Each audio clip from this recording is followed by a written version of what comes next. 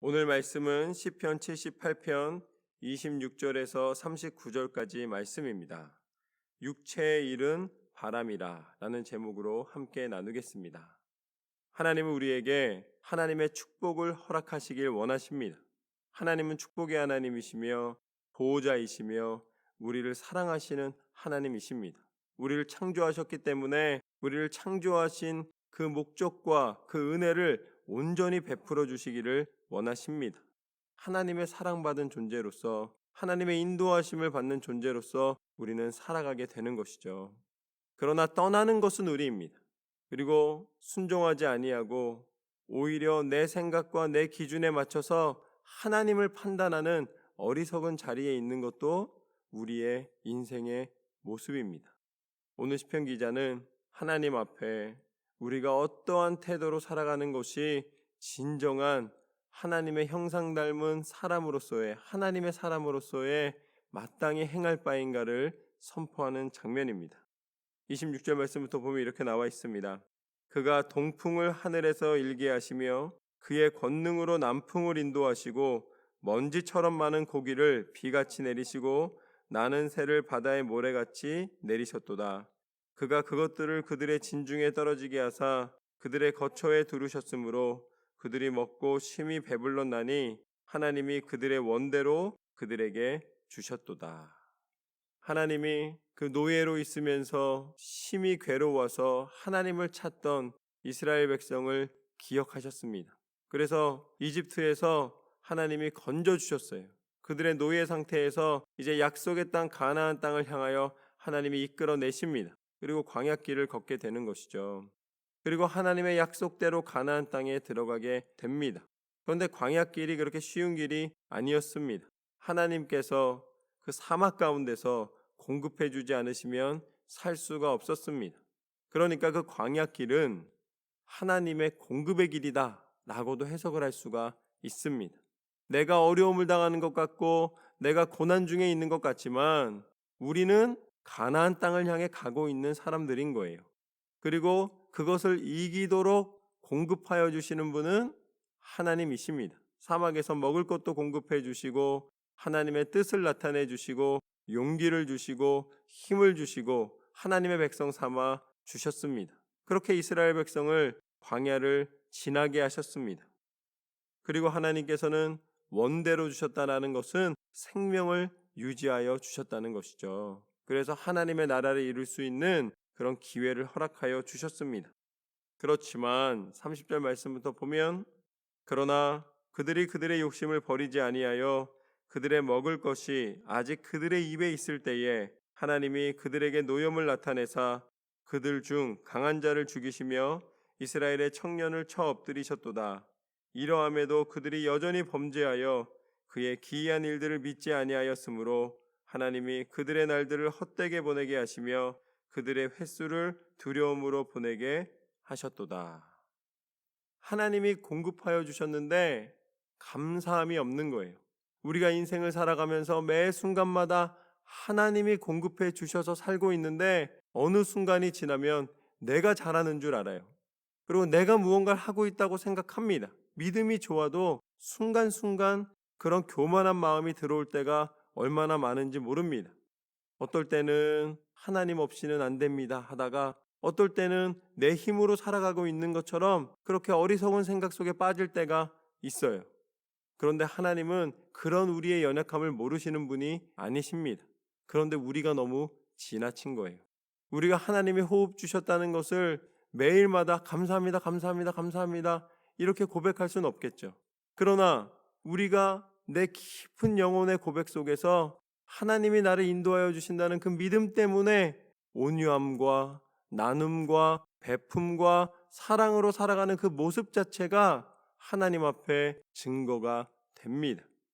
우리 마음에 있는, 우리 중심에 있는 하나님을 사랑하는 마음을 하나님은 보시는 거예요. 그런데 이스라엘 백성이 이제 그 광야길 가운데 어떻게 했다고 말합니까? 불만하고 원망하기 시작했다는 거예요. 그들이 하나님 앞에 감사를 잃어버린 것입니다. 감사를 잃어버린 세대는 하나님의 음성을 들을 수가 없습니다. 그리고 그들은 점점 하나님을 떠나 당장 눈앞에 자기가 두려워할 형상과 또 두려워할 존재를 찾는 거예요. 여러분, 광풍이 무섭거나 아니면 어떤 이 질병이 무섭거나 아니면 재해가 무서운 게 아니라 그것을 해결하실 수 있는 하나님이 손을 멈추시면 그게 두려움인 거예요. 하나님이 도우시면 어떠한 어려움 속에서도 길이 보입니다. 소망이 보이는 거예요. 내가 경제적으로 어렵든지 아니면은 상황적으로 어렵든지 관계적으로 어렵든지 거기서 내 힘으로 풀어낼 수 없는 막다른 길에 도달할 때가 있습니다. 그건 누구나 다 겪는 거예요. 명예가 있다고 해서 그것이 없어지는 것이 아니라 언제나 사람과 사람의 관계 속에서는 어려운 일들이, 예상치 못했던 일들이 나타납니다. 그런데 그곳에서 두려움은 언제 임하느냐? 사람들은 대부분 없어지면 두려움이라고 생각하는데 가만히 들여다보면 그렇다고 해서 바뀌는 게 없어요. 어렵다 힘들다 죽겠다 해도 결국은 1년이 지나고 2년이 지나고 3년이 지나도 다 살아 계세요. 그런데 진정한 두려움과 어려움은 무엇인가? 그 속에서 하나님을 만나지 못하는 것입니다. 스스로 하나님을 떠나 있는 거예요. 이제는 내가 인생에 대한 두려움이 아니라 하나님을 경외하는 예배자로 바뀌시기를 소망합니다.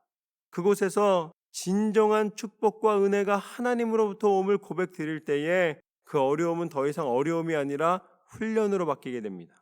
그 어려움은 더 이상 나를 넘어뜨리려는 힘이 아니라 나를 단련시켜 진정한 믿음의 사람으로 거듭나는 그런 역사의 통로가 됩니다. 하나님께서는 하나님이 인도해 주셨건만 방황하고 있고 하나님을 배반하고 하나님을 떠나 있는 이스라엘 백성을 오늘 말씀 가운데 헛되이 시간이 보내게 하셨도다. 그게 무슨 소리냐면 1년도 채 안 걸리면 도착할 수 있는 가나안 땅을 이스라엘 백성이 40년이라는 세월 동안 이리 갔다 저리 갔다 일리 돌고 전리 돌면서 하나님 앞에 훈련받는 것을 보게 됩니다. 훈련이 짧아지려면 목표한 곳에 빨리 도달해야 돼요. 그렇다면 하나님이 원하시는 것이 무엇이냐? 하나님이 뜻하시는 분량이 무엇이냐? 그것은 우리가 믿음의 세대가 되는 것입니다. 하나님을 전적으로 믿는 하나님의 백성, 순종의 백성이 되기를 원하십니다. 하나님은 그런 하나님의 백성에게 한없는 예비된 축복과 은혜, 가나안 땅에 그 은혜를 허락하여 주십니다. 34절과 35절 말씀을 보면 이렇게 나와 있습니다. 하나님이 그들을 죽이실 때에 그들이 그에게 구하며 돌이켜 하나님을 간절히 찾았고 하나님이 그들의 반석이시며 지존하신 하나님이 그들의 구속자이심을 기억하였도다. 하나님이 목적하시는 건 이거예요.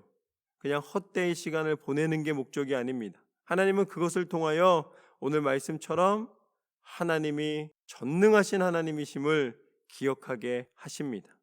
하나님의 손이 없이는 우리가 살아갈 수 없음을 알려주십니다. 하나님은 능력의 하나님이시고 해결의 하나님이시고 공급의 하나님이십니다. 그래서 오늘 말씀 가운데 구속자임을 기억하게 하셨도다. 그 어려움을 통하여서 어떻게 보면 진짜를 찾게 되는 것입니다. 그런데 그 상황 속에서 또 사람은 어떤 모습을 가지는가? 36절 말씀부터 보면 그러나 그들이 입으로 그에게 아첨하며 자기 혀로 그에게 거짓을 말하였으니 이는 하나님께 향하는 그들의 마음이 정함이 없으며 그의 언약에 성실하지 아니하였음이로다. 하나님 앞에 진정한 사랑의 고백이 아니라 아첨하는 거예요. 그건 무엇입니까? 그 상황을 모면하는 것입니다. 하나님은 우리의 중심을 보시고 진실한 사랑을 원하십니다. 어떤 사람이 오래가는 사람이 되느냐? 진정성이 있어야 돼요. 진정으로 하나님을 사랑하고 하나님의 말씀을 사모하고 하나님 뜻대로 순종하기를 원하는 심령 깊은 곳에 진정성이 있어야 그 사람은 믿음에 견고히 설 수가 있습니다. 당장 뜨거웠다 차가웠다 이것은 신앙의 모습이 아니에요. 하나님 앞에 나아가는 자는 한결같은 모습으로 하나님의 은혜 가운데 그 말씀 붙잡고 살아갈 때에 그 믿음의 모습을 통하여 하나님은 우리 중심 가운데 하나님의 뜻을 보이시고 임하시고 기뻐하시는 줄로 믿습니다. 오늘 이스라엘 백성처럼 순간순간마다 변하는, 그리고 세상에 눈에 보이는 것으로 만족하기를 원하는 삶이 아니라 오직 하나님으로 인하여 기뻐하고 하나님으로 인하여 새 힘을 얻고 하나님을 바라보며 말씀과 믿음 안에서 승리하시기를 소망합니다. 그래서 하나님 뭐라고 말씀하시는가? 그럼에도 불구하고, 그렇게 변덕이 심하고 그렇게 어리석은 우리이지만 그럼에도 불구하고 하나님은 38절 말씀처럼 오직 하나님은 긍휼하심으로 죄악을 덮어주시어 멸망시키지 아니하시고 그의 진노를 여러 번 돌이키시며 그의 모든 분을 다 쏟아내지 아니하셨으니 그들은 육체이며 가고 다시 돌아오지 못하는 바람임을 기억하셨습니다. 하나님은 우리를 긍휼히 여겨 주셨습니다. 하나님은 우리가 육체임을 기억하여 주셨습니다. 하나님은 우리 힘으로 그 구속의 은혜에 다다를 수 없음을 아셨습니다. 그래서 하나님께서는 우리를 기억하셨습니다. 하나님이 우리를 기억하셨다는 것은 그냥 생각으로 끝나지 않으셨습니다. 하나님은 우리를 사랑하시사 우리의 그러한 연약함을 아시고 이 땅 가운데 오셔서 당신이 친히 우리의 죄악을 담당하여 주심으로 이 모든 은혜를 증거하셨습니다. 그분이 누구신가? 그분이 바로 예수 그리스도이십니다. 오늘 말씀 가운데 분명히 드러내고 계십니다. 나는 너희를 기억하였다. 예수님이 십자가에 달려 죽으시기까지 우리를 포기하지 않으시면서 하신 말씀입니다. 예수님은 우리를 기억하여 주셨습니다. 우리를 돌보아 주셨습니다. 우리를 끝까지 지켜주셨습니다. 당신의 생명이 다하기까지, 십자가에 달려 죽으시기까지 우리를 포기하지 않으셨고 우리를 기억하여 주시사 우리 가운데 당신의 생명을 내어주시며 우리를 살려주셨습니다. 그것이 바로 하나님의 구속의 은혜입니다. 하나님을 오해하지 않아야 되는 것은 하나님은 심판의 하나님이 아니시라 하나님은 하나님을 믿는 백성을 다시 살리시는 회복의 하나님이십니다. 우리가 하나님을 믿고 하나님 앞에 온전한 모습으로 나아갈 때에 예수 그리스도의 이름의 권세를 통하여 부활과 생명과 천국의 소망을 허락하여 주시는 줄로 믿습니다.